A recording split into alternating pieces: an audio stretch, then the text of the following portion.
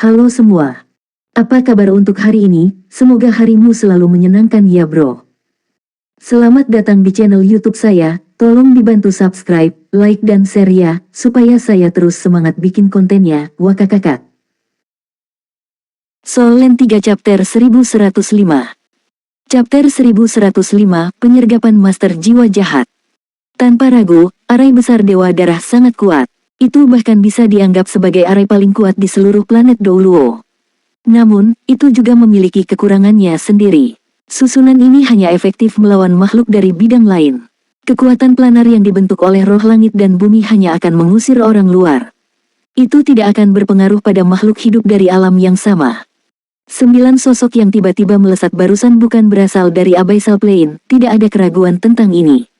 Namun, mereka telah menyerang langsung ke 9 Dewa Darah yang mempertahankan arai besar tanpa mempertimbangkan nyawa mereka sendiri.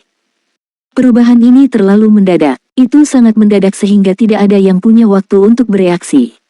Black Monarch yang dengan dingin mengamati jalan keluar lorong dari kedalaman jurang memanfaatkan kesempatan ini dan membuatnya bergerak. Dia memimpin 6 Raja Jurang dan diduga menyerang menuju pintu keluar. Ini adalah serangan bersama dari dalam dan luar, berdampak pada musuh mereka dari kedua sisi. Ya, inilah kesempatan yang ditunggu-tunggu oleh Black Monarch. Ini adalah kesempatan yang diciptakan oleh partner mereka. Situasi yang semula stabil tiba-tiba berubah. Ini adalah sesuatu yang tidak diharapkan siapapun.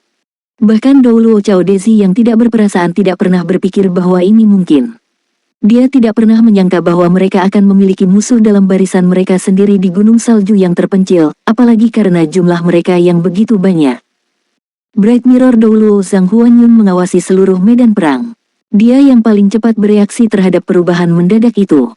Ketika Long Tianwu merasakan ada sesuatu yang salah, dia segera memberitahunya melalui telepati. Namun, musuh mereka juga bereaksi dengan cepat. Mereka menerkam menuju Dewa Darah pada saat yang sama dan membuat mereka bingung. Master Armor Pertempuran 3 kata yang menyerang Blood One menyeringai. Seberkas cahaya tiba-tiba muncul dari belakangnya dan ditembakkan ke arah Zhang Huanyun. Masa cahaya baru saja muncul saat itu meledak dengan kilauan keemasan. Aura logam padat meledak dengan liar. Bagaimana mungkin Zhang Huanyun tidak mengenalinya? Ini adalah amunisi jiwa tetap peringkat 9. Kekuatan penghancur benda ini bisa mengubah gunung menjadi tanah datar. Selain itu, ada banyak tentara-tentara Dewa Darah di medan perang saat ini. Dia tidak ragu-ragu. Domain cermin cerah Zhang Huanyun langsung terbuka. Itu langsung menelan amunisi jiwa tetap peringkat 9 itu. Pada saat ini, komandan tentara Dewa Darah ini telah menunjukkan ketegasannya. Dia bahkan tidak melirik 9 Dewa Darah. Setelah melahap amunisi jiwa tetap dengan domain cermin cerah, dia dengan cepat pindah ke bagian dalam arai besar Dewa Darah. Dia mengayunkan tangannya dengan kuat dan amunisi jiwa tetap langsung terbang ke arah 7 Raja Jurang yang sedang menyerang ke atas.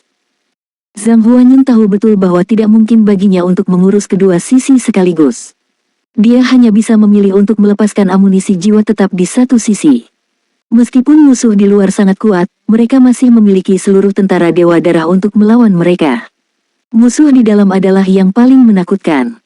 Jika mereka membiarkan Raja Abyssal yang dipimpin oleh Black Monarch mencapai dunia mereka, itu akan menjadi bencana yang sangat dahsyat. Itulah mengapa setelah dia mengumpulkan amunisi jiwa tetap dengan domainnya, dia muncul di dalam arai tanpa ragu-ragu. Dia menggunakan amunisi jiwa tetap peringkat 9 ini untuk memblokir Raja Hitam dan para ahli lainnya. Serangan amunisi jiwa tetap peringkat 9 begitu menakutkan sehingga bahkan limit Douluo tidak akan mau menghadapinya secara langsung. Jika tidak, bagaimana bisa amunisi jiwa tetap peringkat 12 menghancurkan seluruh Akademi Shrek? Tidak diragukan lagi bahwa pilihan Zhang Huanyun benar. Jika dia ditahan di luar, masalah di dalam hanya akan bertambah buruk. Namun, 9 Dewa Darah tampaknya terpengaruh pada saat bersamaan. Long Tianwu adalah yang tercepat bereaksi. Dia akhirnya memblokir musuh yang dia ketahui sebelum dia mencapai Blood Eight. Dia memblokir lawannya dengan serangan seperti badai salju.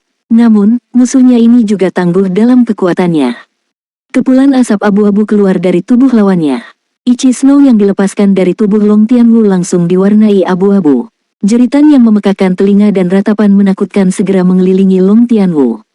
Guru jiwa jahat, Long Tianwu melolong dengan marah. Dia mengangkat lengan kanannya sebelum dirinya sendiri. Kerucut es biru es muncul dari tanah. Pemandangan menarik muncul begitu kerucut es naik.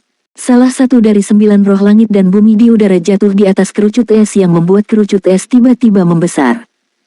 Semua aura jahat langsung membeku. Pemandu Ice Spirit. Karena tentara Dewa Darah mampu menjaga Abyssal Plane selama 6.000 tahun, keterampilan mereka secara alami luar biasa. Ini terutama berlaku untuk para ahli dari keluarga yang menjaga jalur jurang selama beberapa generasi. Semuanya kuat. Dibandingkan dengan guru jiwa biasa, kekuatan guru jiwa jahat terletak terutama pada kejahatannya. Namun, ketika mereka dihadapkan dengan master jiwa yang benar-benar kuat, kebanyakan mereka tidak bisa menang. Ekspresi master jiwa jahat berubah saat dia dengan cepat mundur. Dia ada di sini untuk melakukan penyergapan, tapi dia tidak ingin mati di sini. Ketika aura esprit diinfuskan, dia hanya merasa jiwanya sendiri akan membeku. Kekuatan master jiwa jahatnya sangat lemah. Long Tianwu tidak menindaklanjuti dengan serangan lain. Kerucut es melesat dengan kecepatan kilat. Itu membawa serta aura roh es dan menembak ke arah master jiwa jahat lainnya di sisi lain. Prioritasnya saat ini adalah menyelamatkan 9 Dewa Darah. Keuntungan terbesar dari master jiwa jahat yang muncul tiba-tiba ini adalah elemen kejutan mereka. Satu ketika mereka kehilangan itu, dalam kerumunan puluhan ribu prajurit tentara Dewa Darah ini, kemungkinan tidak akan menguntungkan mereka. Jadi bagaimana jika mereka adalah master armor perang 3 kata? Ini bukan lagi waktu di mana judul Douluo bisa mendominasi pasukan besar sendirian. Jika alat jiwa yang kuat memiliki daya tembaknya yang terfokus, mereka bahkan akan membuat sakit kepala paling elit dari master jiwa. Alasan serangan 9 master jiwa jahat ini adalah untuk menciptakan kesempatan bagi raja-raja jurang di dalam bagian tersebut. Sosok kehijauan samar, yang juga merupakan master jiwa jahat paling gesit, tampaknya telah mencapai darah satu hanya dalam satu napas. Topeng hijau muncul di kepalanya tanpa ada yang menyadarinya. Hanya mata, hidung dan mulutnya yang terlihat.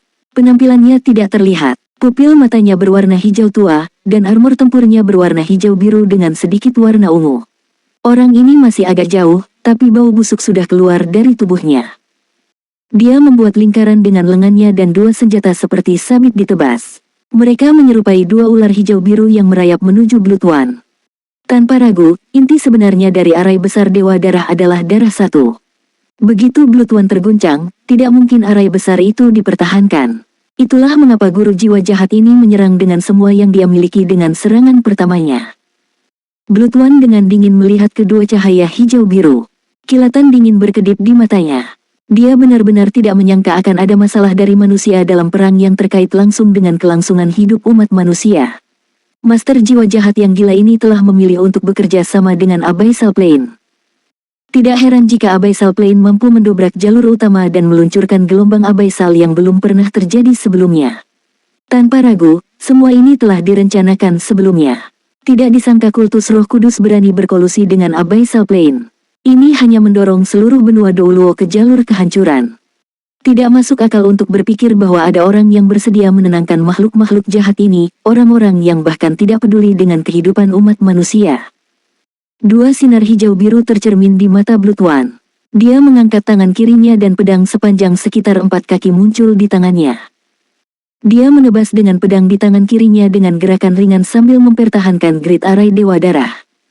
Sepertinya tebasannya ini tidak memiliki daya tembak, juga tidak ada aliran energi yang keluar. Namun, ekspresi master jiwa jahat yang mengenakan topeng kepala hijau berubah drastis.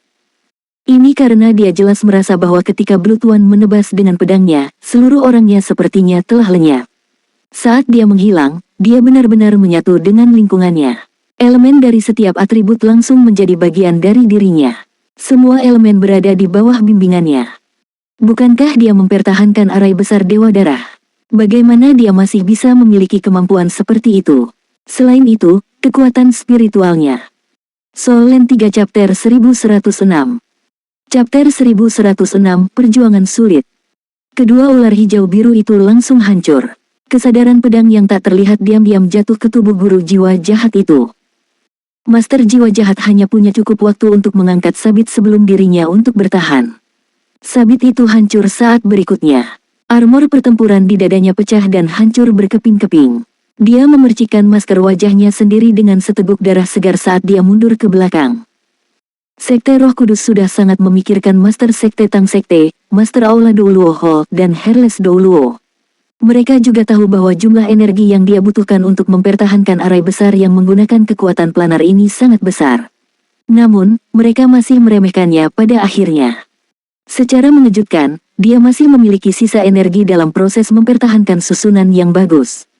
Selain itu, hanya dengan satu serangan dia telah sangat melukai Master Pertempuran Tiga Kata yang memiliki basis budidaya Hyper Douluo dan bertanggung jawab atas penyergapan. Begitu basis kultivasi seseorang mencapai peringkat tertentu, keuntungan Master Jiwa Jahat tidak ada. Jejak penyesalan muncul di wajah Blood One. Guru jiwa jahat yang menyergapnya ini memiliki basis kultivasi yang kuat. Dia berpikir bahwa dia bisa membunuh lawannya dengan satu tebasan, tapi sekarang sepertinya itu tidak cukup. Saat ini, dewa darah lainnya juga disergap. Jika itu dalam keadaan normal, penyergapan seperti ini akan berakibat fatal bagi mereka. Mereka akan kesulitan untuk melepaskan tangan mereka untuk melawan musuh mereka. Namun, mereka lebih baik sekarang. Umpan balik dari Life Seed telah mengisi kembali kekuatan hidup yang telah mereka keluarkan saat mengaktifkan Great Array Dewa Darah. Selain itu, mereka bahkan memiliki energi ekstra untuk menghadapi musuh mereka. Blood 2 dan Blood 3 berhasil memblokir Master Jiwa Jahat yang menyerang mereka. Master Jiwa Jahat ini sekarang dihadapkan dengan serangan dari para ahli tentara Dewa Darah. Namun, beberapa Dewa Darah mulai dari darah 4 hingga darah 9 tidak memiliki keberuntungan yang sama. Blood 8 adalah yang paling beruntung dari semuanya. Master Jiwa Jahat yang menyerangnya telah dihentikan oleh Long Tianwu pada saat pertama. Selain itu, kondisi Blood 9 adalah yang paling genting. Master Jiwa Jahat yang menyerangnya memiliki basis kultivasi yang lebih unggul darinya. Sebenarnya, ketika kultus Roh Kudus merencanakan serangan mereka, tujuan sebenarnya mereka bukanlah untuk menjatuhkan Douluo Cao Dezi yang tak berperasaan. Untuk Dewa Darah lainnya, tujuan mereka adalah untuk mempengaruhi mereka jika mereka bisa. Jika mereka tidak bisa terpengaruh, maka mereka setidaknya akan menarik perhatian pasukan Dewa Darah dan membuat beberapa gangguan. Poin sebenarnya yang ingin mereka hancurkan adalah Blood 9. Penelitian kultus Roh Kudus tentang tentara Dewa Darah tidak baru saja dimulai baru-baru ini. Fakta bahwa mereka bisa menunggu di sini membuktikan bahwa mereka menunggu kesempatan ini untuk muncul. Mereka bahkan telah meneliti arai besar Dewa Darah ke tingkat yang baik. Di Batalion Dewa Darah, yang memiliki basis kultivasi terlemah tidak diragukan lagi adalah darah 9. Master Jiwa Jahat yang menyerang Blood 9 memiliki basis kultivasi yang lebih besar dari Master Jiwa Jahat yang menyerang Blood 1. Dia bertekad untuk menjatuhkan Blood 9 dengan serangan habis-habisannya. Arai besar Dewa Darah harus dipertahankan oleh 9 orang, dan tidak setiap judul Douluo dapat muncul di antara 9 orang ini. Mereka harus menjalani bertahun-tahun koordinasi dan latihan agar berhasil mencapai itu. Jadi jika mereka bisa mengalahkan darah 9, arai besar Dewa Darah akan dihancurkan semua sama. Kultus Roh Kudus tidak pernah berpikir untuk melawan tentara Dewa Darah dengan kekuatannya sendiri. Yang mereka inginkan adalah mengeluarkan energi Abyssal Plane dan membiarkan Abyssal Plane bertarung dengan tentara Dewa Darah sampai mati. Ini akan memulai pertempuran lama yang hebat antara bidang jurang dan seluruh alam manusia. Terlepas dari siapa pemenang terakhirnya, itu akan sangat mempengaruhi manusia dan makhluk abyssal. Inilah hasil yang paling ingin dilihat oleh Roh Kudus. Setiap emosi negatif dan hantu yang mati adalah nutrisi yang bisa mereka ambil. Master Jiwa Jahat yang muncul di hadapan Blood 9 adalah seorang wanita dengan kerudung hitam di wajahnya. Ketika dia menyerang, seragam tentara Dewa Darah di tubuhnya telah hancur dan menghilang. Armor pertempurannya hitam pekat seperti tinta dengan lingkaran ungu mengalir di dalamnya. Senjatanya adalah pedang yang berwarna ungu kehitaman. Tidak ada ledakan energi, tapi ada 3 pasang bayangan berbentuk sayap ungu hitam melayang di belakangnya. Jika Yuanen Yehui ada di sini, dia pasti akan mengenali bahwa sosok di belakang wanita ini adalah malaikat jatuh, dan malaikat jatuh peringkat tinggi untuk Bud. 6 sayap berarti itu dari peringkat judul Douluo. Guru jiwa jahat ini tidak seperti judul Douluo biasa. Dia langsung menebas 8 kali di sekitarnya dengan Shadow Demon Sword di tangannya. 9 cincin jiwanya juga terwujud. 6 kulit hitam dan 3 merah. Cincin jiwa yang saat ini berkedip adalah cincin jiwa hitam kelima secara berurutan. Tebasan ke-8-nya terbang di udara, dan 8 pintu cahaya yang hitam pekat seperti tinta muncul di sekelilingnya. Pintu memblokir pemandangan semua prajurit tentara Dewa Darah. Dari 8 pintu ini, anjing besar berkepala 3 yang panjangnya lebih dari 5 meter dan tingginya 3 meter dengan liar menerobos keluar. Ketiga kepala mereka mengeluarkan es, api, dan api hitam. Api dari 3 elemen menyerang segala sesuatu di sekitar mereka. Gerbang neraka, pemanggilan Cerberus. Yuanen Yehui memiliki keterampilan jiwa yang sama. Namun, dibandingkan dengan master jiwa jahat ini, perbedaan kekuatan mereka secara logis tidak ada bandingannya. Ketika 8 gerbang neraka ini muncul, 2 tanduk seperti domba jantan tumbuh dari kepala wanita itu. Tanduk panjang melengkung ke atas dengan ujungnya mengarah ke langit. Pedang iblis bayangannya bersinar terang dan dia menebas ke arah Blood9 dengan pedangnya tanpa teknik apapun. Blood9 hanya merasa bahwa dia seharusnya berada di bawah perlindungan pasukan besar. Namun, saat ini dia merasa sendirian saat menghadapi guru jiwa jahat di hadapannya. Wajah master jiwa jahat ditutupi dengan cadar hitam, hanya matanya yang terbuka. Permukaan topeng hitamnya dihiasi dengan pola ungu samar. Itu tampak misterius dan cantik. Matanya juga sangat spesial. Mereka saat ini memiliki rona ungu tua. Mereka sama memesona seperti jurang. Bahkan satu kali melihat ke dalamnya memberi orang itu perasaan bahwa jiwa mereka terperangkap. Pedang itu langsung mencapai Blood9. Ekspresinya berubah. Basis budidayanya adalah yang terlemah di antara grup. Butuh semua yang dia miliki untuk mempertahankan arai besar Dewa Darah. Dia tidak memiliki energi untuk menghadapi serangan yang masuk. Selain itu, penyerangnya jauh lebih kuat darinya. Saat ini, pikiran yang tak terhitung jumlahnya melintas di benak Blood9. Dia menggigit lidahnya dengan kuat dan darah muncrat dari matanya. Lapisan suar naik di sekelilingnya. Tanpa pilihan lain yang tersisa baginya, dia langsung menyalakan nyala api kehidupannya. Setiap master jiwa dengan basis kultivasi 5 cincin ke atas memiliki kemampuan untuk menyalakan api kehidupan mereka sendiri. Api kehidupan seseorang bisa langsung memperkuat basis kultivasinya. Namun, bahan bakar api kehidupan seseorang adalah energi dan potensi kehidupan seseorang. Setelah tersulut, jiwa master akan segera kehabisan nyawa dan akhirnya mati. Blood9 bisa dengan jelas melihat muatan dari Raja Jurang Dalam. Jika mereka tidak bisa bertahan di babak ini, itu akan menjadi bencana besar bagi tentara Dewa Darah. Itulah mengapa, terlepas dari harga yang harus mereka bayar, dia tidak bisa membiarkan arai besar Dewa Darah dihancurkan, bahkan jika dia harus mengorbankan hidupnya sendiri. Kembali ketika dia adalah Dewa Darah persiapan, dia sudah memiliki tekad seperti itu. Jika ada kebutuhan, setiap prajurit tentara Dewa Darah rela menyerahkan hidup mereka untuk menjaga jalur jurang. Itu sebabnya tidak ada kesedihan atau rasa sakit di wajahnya. Sebaliknya, ada senyum tipis. Ini adalah kemuliaannya, kemuliaan menjadi mantan Blood9. Blood2 baru saja menyerang tuan jiwa jahatnya. Saat ini, dia tidak bisa membantu tetapi matanya memerah. Namun, sebagai salah satu inti dari arai besar Dewa Darah, dia tidak bisa melakukan apa-apa sekarang. Mereka diikat oleh darah. Bahkan dengan gerbang neraka menghalangi pandangannya, dia bisa dengan jelas merasakan energi kehidupan putranya mengalami sublimasi yang belum pernah terjadi sebelumnya. Dia tahu betul apa artinya ini. Api kehidupan suci berputar di sekitar Blood9 saat dia menghela nafas pelan. Dia mengangkat lengan kanannya dan tombak muncul dari udara tipis. Tombak itu ditutupi lapisan cahaya yang menyerupai cahaya suci saat menghantam pedang iblis bayangan. Di tengah dentang tajam, tombak dan tubuh Blood9 bergetar hebat. Pada saat yang sama, dia tidak bisa membantu tetapi menunjukkan ketakutan di matanya. Bahkan setelah dia menyalakan api hidupnya, dia tidak dapat memblokir serangan tuan jiwa jahat. Terbukti dari pertukaran ini betapa kuatnya basis kultivasi lawannya. Basis kultivasi master jiwa jahat ini jauh melampaui miliknya. Mereka berdua adalah master armor perang 3 kata, tapi dia tidak mengira perbedaan kekuatan mereka sebesar ini. Soul Land 3 Chapter 1107. Chapter 1107, Pembakaran Pengorbanan. Blood9 langsung mengakui bahwa master jiwa jahat yang muncul di hadapannya kemungkinan besar memiliki basis kultivasi peringkat 97 atau lebih. Seorang master jiwa di peringkat 95 diklasifikasikan sebagai Hyper Douluo. Ada pepatah mengatakan di atas peringkat 95, setiap langkah selanjutnya adalah tangga yang tinggi. Perbedaan antara bahkan satu peringkat sesuai dengan celah besar dalam kekuatan. Juga, jiwa bela diri master jiwa jahat ini juga salah satu yang terkuat dari jenisnya. Ketika itu adalah pertarungan 1 lawan 1 bahkan dengan ayahnya, basis kultivasi peringkat 97 Blood2 bahkan mungkin tidak bisa menekan lawan ini. Semua pikiran melintas di benaknya dalam sekejap. Blood9 membuka mulutnya dan mengeluarkan seteguk darah segar.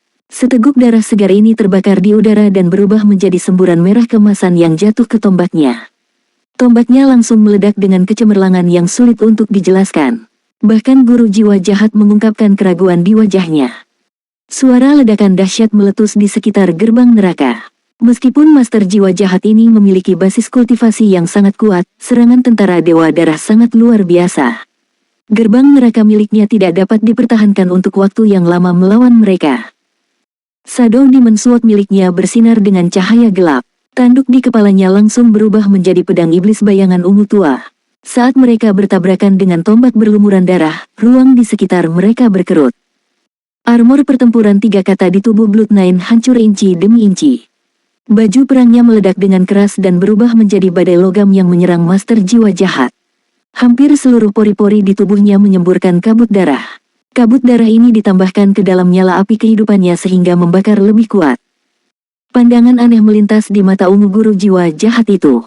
Serangannya seharusnya merupakan pembunuhan yang pasti, tetapi karena keuletan targetnya yang tak terduga, misinya menjadi semakin sulit. Shadow Demon Sword miliknya tidak punya pilihan selain kembali ke sisinya untuk membelanya. Itu berubah menjadi layar cahaya ungu gelap yang memblokir serangan Blood9. Pada saat ini, 3 dari 8 gerbang neraka tampaknya telah hancur. Pada saat yang sama, beberapa aura mengesankan yang tak tertandingi dibebankan kepada guru jiwa jahat.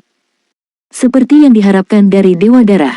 Suaranya yang sedingin es tidak memiliki jejak emosi tetapi memiliki nada yang sangat jahat. Sosok ungu tua bangkit dari tanah.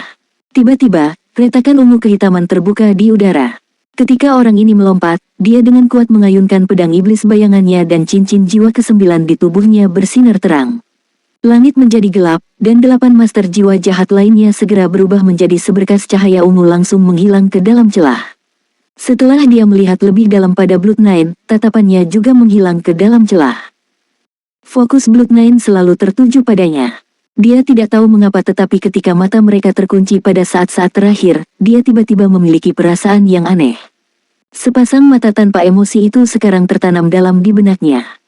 Namun, dia langsung melupakan semua ini. Nyala api hidupnya sudah berkobar. Dapat dikatakan bahwa dia berada dalam kondisi terkuatnya saat ini. Namun, nyala api kehidupan ini tidak dapat dihentikan. Mulut penuh darah segar dimuntahkan oleh Blood9. Nyala api hidupnya menyala semakin terang. Dia memasukkan kekuatan jiwanya ke dalam arai besar Dewa Darah sehingga membuatnya lebih stabil. Setelah darah 4, setiap Dewa Darah menderita beberapa bentuk kerusakan. Namun, mereka cukup beruntung mendapat dukungan dari Life Seed. Setidaknya tidak ada yang meninggal selama penyergapan para master jiwa jahat.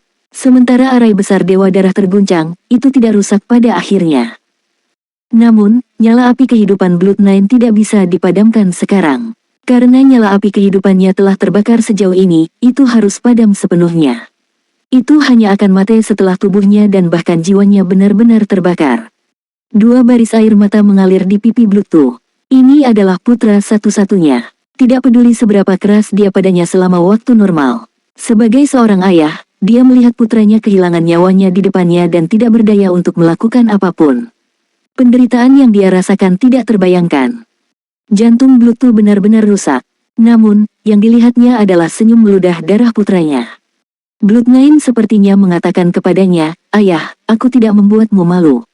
Saya tidak mempermalukan batalion Dewa Darah kami." Namun, semua ini tidak penting bagi Blood2. Satu-satunya keinginannya saat ini adalah agar putranya terus hidup. Aura Dewa Darah lainnya menjadi tidak stabil saat ini. Ini terutama berlaku untuk Blood8 yang paling dekat dengan Blood9. Saat ini, matanya berkaca-kaca. Dia tahu bahwa Blood9 menyukainya selama ini dan selalu mengejarnya. Namun, dirinya yang bangga terus mengatakan kepadanya bahwa dia akan memberinya kesempatan ketika dia menjadi lebih kuat darinya. Blood9 telah bekerja keras. Blood8 tidak mau kalah, juga bergerak maju. Pada akhirnya, dia tidak bisa melampaui basis kultivasinya. Namun, ketika dia melihat cahaya kehidupan Blood9 menyala paling terang dan semakin dekat menuju kematian, hati Blood8 dipenuhi dengan penyesalan yang tak ada habisnya. Dia menyesal telah bangga dan tidak menyetujuinya lebih awal. Tatapan Blood9 beralih dari ayahnya ke Blood8. Meskipun dia terus meludahkan darah, senyumnya semakin hangat. Tidak ada lagi bekas harga dirinya yang dulu, yang tersisa adalah tatapan tajam tapi lembut. Harapan yang tersisa adalah untuk mengukir siluet di depannya dalam pikirannya selama saat-saat terakhirnya. Dia ingin mendoakannya dengan kecemerlangan terakhirnya. Arai besar Dewa Darah mengalami perubahan besar sementara pertempuran besar hidup dan mati telah dimulai di dalam Larik. Suara ledakan yang intens disertai badai logam yang mengerikan saat meletus dan menimbulkan malapetaka di dalam lorong jurang. Makhluk abaisal yang tak terhitung jumlahnya tercabik-cabik. Kekuatan destruktif amunisi jiwa tetap peringkat 9 benar-benar menakutkan. Itu bahkan melampaui pengetahuan makhluk abaisal. Meskipun mereka juga menghadapi senjata super manusia 6.000 tahun yang lalu, pasukan sekutu manusia tidak menggunakannya secara luas karena takut akan kerusakan tambahan.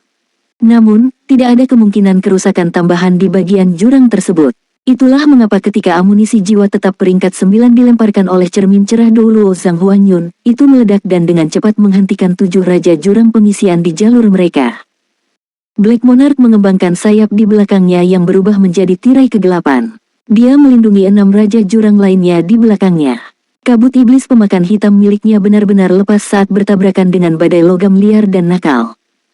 Untuk melindungi 6 raja abaisal lainnya, dia tidak punya pilihan selain menahan kekuatan ledakan amunisi jiwa tetap peringkat 9 secara langsung. Bahkan dengan basis kultivasi Black Monarch, di bawah pengaruh energi liar, auranya tidak bisa membantu tetapi juga sangat diturunkan. Bahkan kabut iblis pemakan hitam tidak bisa menyerap energi ledakan seperti itu. Dengan periode cooldown ini, Zhang Huanyun bertemu dengan Tang Wulin. Zhang Huanyun merendahkan suaranya dan dengan cemas berkata, "Kamu jaga center dan jangan khawatir tentang hal lain. Saya akan menangani masalah lain." Saat dia mengatakan ini, cincin jiwa ketujuh Zhang Huanyun bersinar terang. Bright Mirror di belakangnya langsung membesar. Itu berubah menjadi cermin raksasa dengan diameter lebih dari 100 meter dalam sekejap mata. Tubuh Zhang Huanyun sendiri sepertinya larut ke dalamnya. Avatar Bright Mirror. Tang Wulin menarik napas dalam-dalam dan berteriak dengan suara yang dalam, "Damas, teman-teman, tolong aku." Dengan teriakannya, berkas cahaya terpisah dari tubuhnya. Mereka adalah berbagai makhluk jiwa tipe tumbuhan yang mengikutinya sejak Ichevire Polaris Ice. Dengan Damas Tulip sebagai pemimpin mereka, yang lainnya adalah Blazing Apricot Cabage Xiao Huo, Eight Pointed Frozen Grace Xiao Bing, Black Jade Divine Bambo Momo, Erdum Pumpkin Gua Gua, dan Piercing Gaze Deo Xiao Qiu.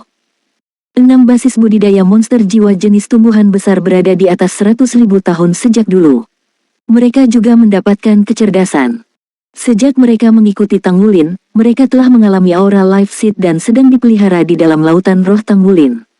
Meskipun 6 makhluk jiwa tipe tumbuhan besar ini jarang menghubungi Tang Wulin, mereka benar-benar berterima kasih atas pilihan yang mereka buat saat itu. Pada awalnya, tujuan awal mereka mengikuti Tang Wulin untuk meninggalkan mata terpolarisasi api es adalah agar mereka dapat menyerap lebih banyak aura benih kehidupan.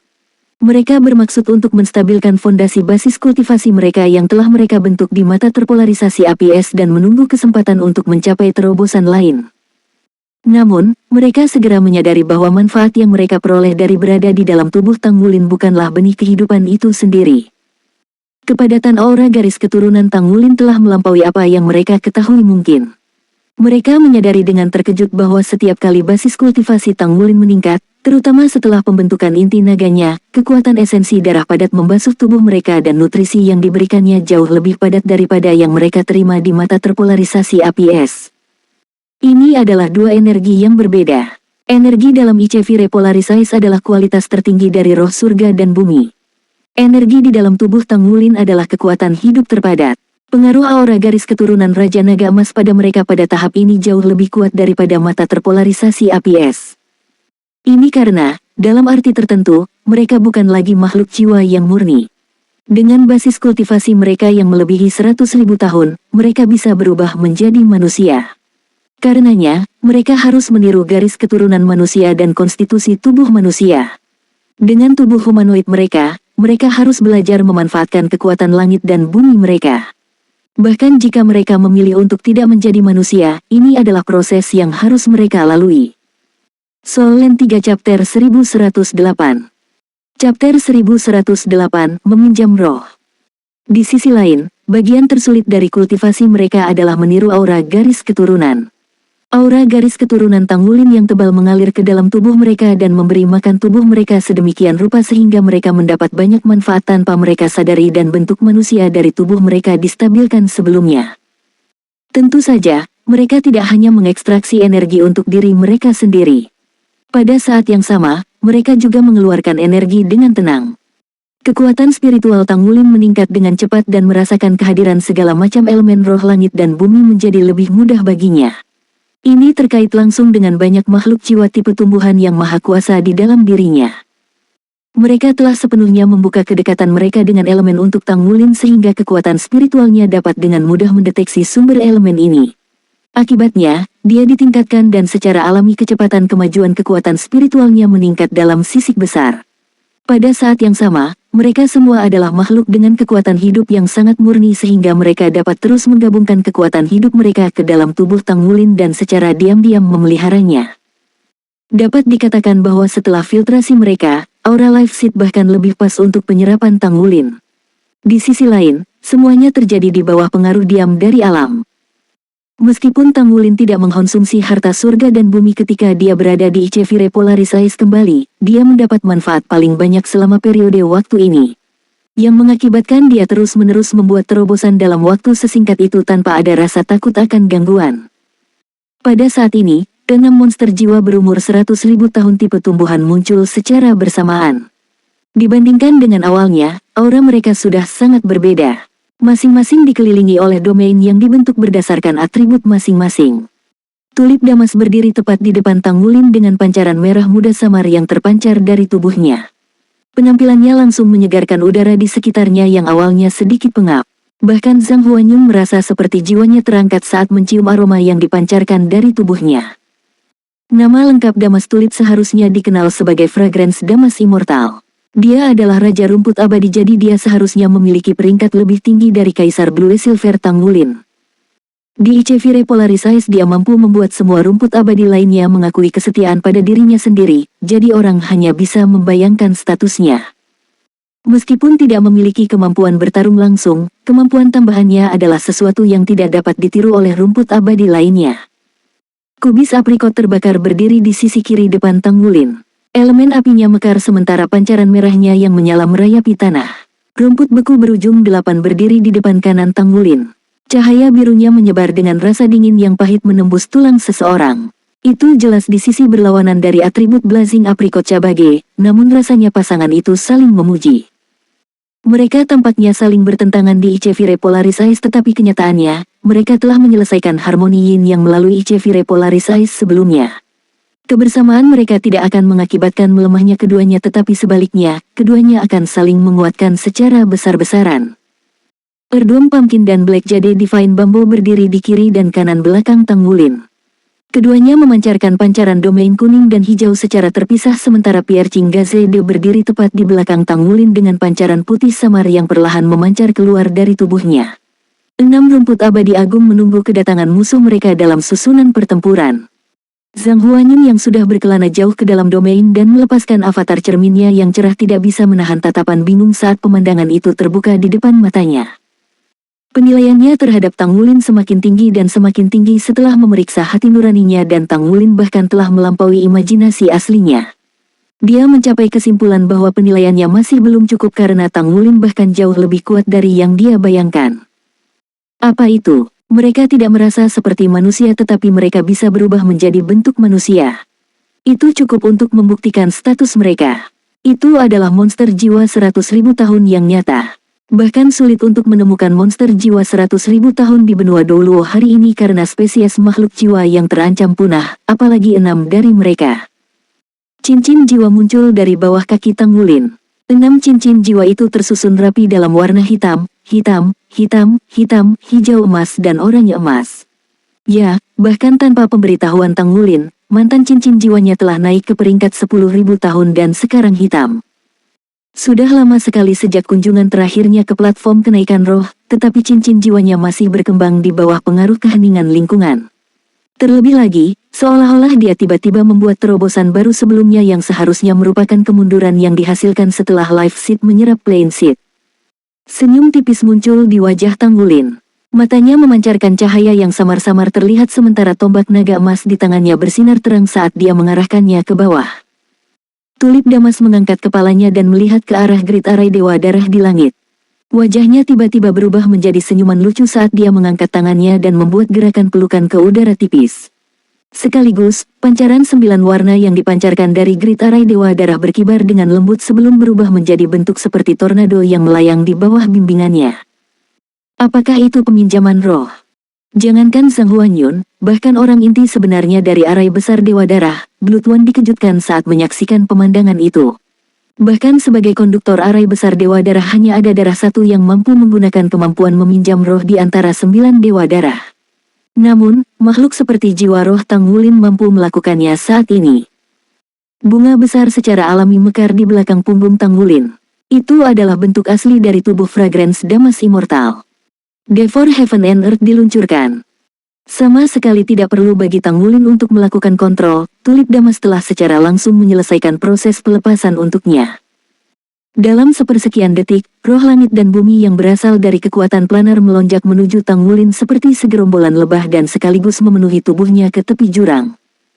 Tang Wulin hanya bisa merasa seolah-olah dia sudah berubah menjadi bagian dari elemen.